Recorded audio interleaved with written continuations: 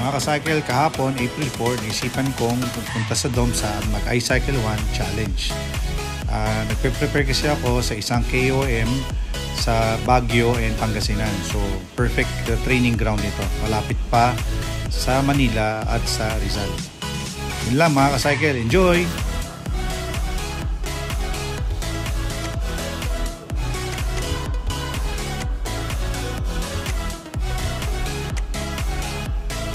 Challenge ako today. Pag isang lap 3.2 or 3.0 to 3.1, nandito ako sa mahabang parang 7-Eleven. Wala dun sa bridge ng DOMSA sa baba. Pag bumaba ulit ako doon, makaka-6 na ako. So almost 3 kilometers yan. Okay guys, thank you. Ito na yung 5 laps. Nakakalahati na ako 5 laps. So, pangatlong beses ko na dumating dito sa 7-Eleven, mahabang parang.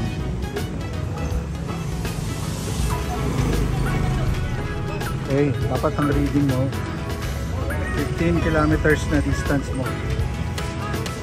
Okay guys, 7 laps na 7-Eleven.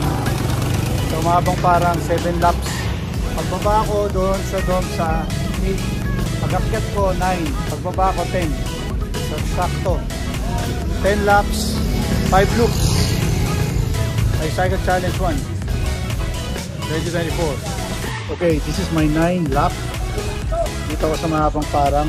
So your reading should be 28.49. Right,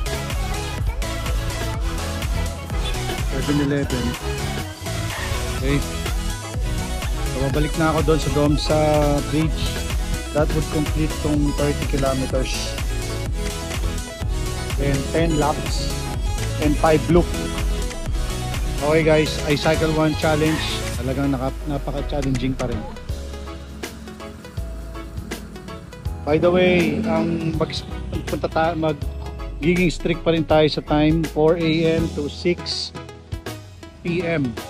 Wala nang gabi kasi delikado. Katulad ngayon, tinry ko, madilim talaga, sobrang dilim. Maraming pwedeng mangyari.